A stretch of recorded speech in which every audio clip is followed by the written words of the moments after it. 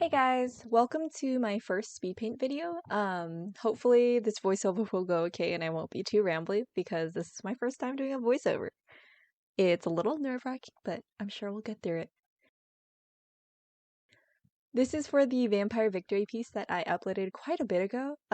It started with a vampire AU that Pat from Twitter was tweeting about and drew a little doodle for, and it was so beautiful that we ended up doing a telephone game based on it, and it was really fun.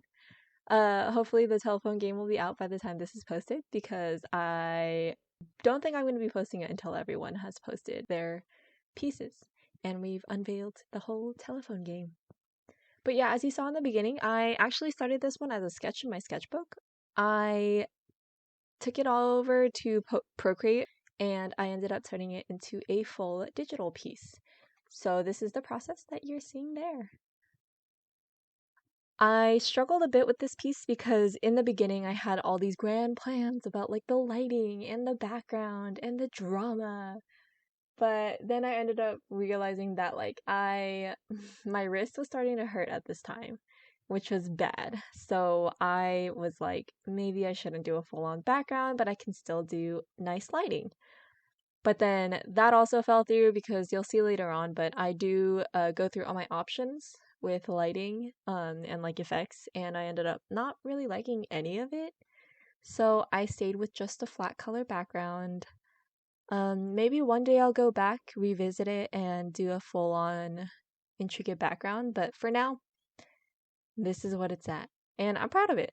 It turned out really nice, especially for how long I struggled with it, because after developing the sketch and going through all the rough colors and stuff, I ended up letting this piece sit for so long.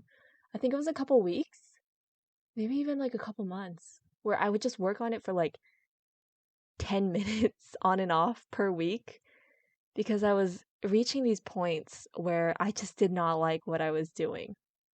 But then I would revisit it like a couple days later and I'd be like, oh, hey, this isn't too bad. And it would just keep going back and forth, until I finally reached a piece where I really got into the groove and I was enjoying working on the whole piece. I liked everything I was doing. And I figured, you know what? I'm so close to finishing, might as well. But as you can see, the beginning turned out really different from how it ended. I didn't have longer hair for Yuri in the beginning. It was just like, his standard canon length, at least in the majority of the anime. And then I also wanted to put both of them in like the typical like Edwardian or Victorian like flowy loose garments with like the ruffles and the ribbons around the neck and the poofy sleeves. But in the end, only Victor kept that. Um who knows what millennia Yuri is in, because I do end up giving him accessories that are very contemporary. Definitely would not be seen during ye old times. But yeah, if you focus on how much back and forth I'm going with rendering Victor's face, rendering Victor's neck, and like figuring out Yuri's body, you can really see me struggle with this piece. Not so apparent because it's a speed paint, but the amount of times I fix things that I move on from earlier, it's incredible. Just me watching it, I'm like, dang. At least, I put a lot of effort into it, so I'm glad that I ended up finishing because I have sketches from 2015, 2017 that I haven't touched. So hopefully they'll get the same treatment as this piece. So yeah, you can also see me struggling with figuring out Victor's hair because for some reason I always put Victor in a position where the left side of his face is facing the audience. But his hair is parted in that direction, so it always means I have to figure out how to frame his bangs or how to frame his hair so that his at least an eye and part of an eyebrow is visible. Because I do lose some of the emotive qualities of Victor's face in the end product because you can't see like his whole eyebrow, or you can't see really the bottom of his eyes. But Yuri was easy. Rendering Yuri, it went by so fast and it was so easy. Like He's always such a joy for me to draw. I mean, my favorite boy is Seungil for sure, and I love rendering and drawing Seungil, especially for his hair, but Yudi's a close second, I have to say. And, Victor always turns out nice. I do struggle with Pichit. As much as I love that boy, that sunshine vest boy, he gives me some troubles when I draw him.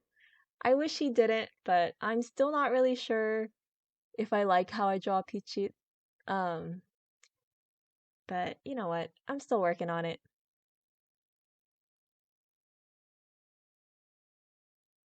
And you guys are also gonna see me struggle with placing the hands. Here I figured out Yudi's hands, but I do struggle a bit with Victor's. The one on Yudi's neck ends up moving to his shoulder, and I much prefer the placement that it ended up at than the one I had originally planned. And you can see a bit of Victor's left hand under Yudi's sleeve, but it is there. You just can't see it because it's definitely like mostly out of frame. Also, I'm really proud of how I rendered Victor's shirt. Like, I'm proud of the colors and the textures and how I managed to convey the folds, and I'm really glad that I went for it. Because I was also thinking about changing his outfit too. Especially because Victor or Yudi ended up with such like a modern looking fit. Like in my mind, this was like a loose, giant, oversized windbreaker or a puffy jacket that Yudi is wearing. And he just slipped it off of his shoulders, all seductive. And meanwhile, Victor got the full flowing garment treatment, complete with the high-waisted pants. I also struggled with how much blood I wanted to include in this piece because I did want to include like the blood dripping down Yudi's mouth and like his chin and his neck. But I decided less was more and I kept it more or less how it's looking right now. I do kind of wish I did have more blood dripping, but oh well.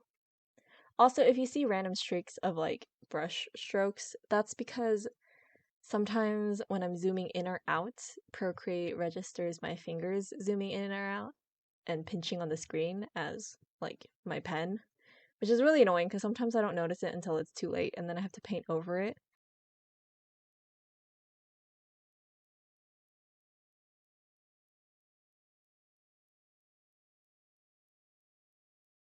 And this is me struggling with whether I really do want to do like lighting or a background with this piece. And I kind of wish I had gone with the lighting, but at the same time, if I had just done lighting, I think it would have looked weird on like the plain, just one color background. So I'm also glad I just let it be, because then I had to rest my wrist. But yeah, this piece was also a struggle because I kept painting on layers that I didn't mean to paint on. Because usually I keep it to like about 3 layers. I try to keep it like a maximum of 3 layers because I prefer to just paint over my mistakes when I make them. But for this piece, I kept just making layers because I figured, you know what? If I have mistakes, it'll be easier to fix if I have those layers available to me. But then I ended up just ignoring the layers and just, I would get so distracted and I would just paint on 1 or 2 of the layers only. And it would just be a mishmash of what's supposed to be on the layer and what's not. A lot of me struggling with the background. But I like how it ended. I'm glad that I finally finished this piece. And thank you guys for watching. Hope you guys like it. Head over to my Twitter or my Instagram or leave any questions or comments you have down below. If you want to see something else or if you have a specific piece that you think I have the speed paints to, like if I made it on Procreate, I'll have it. Just let me know and I'll try to get to that one and I'll see if the footage is usable. Thanks guys, hope you guys enjoyed and hope this voiceover wasn't too annoying. Bye!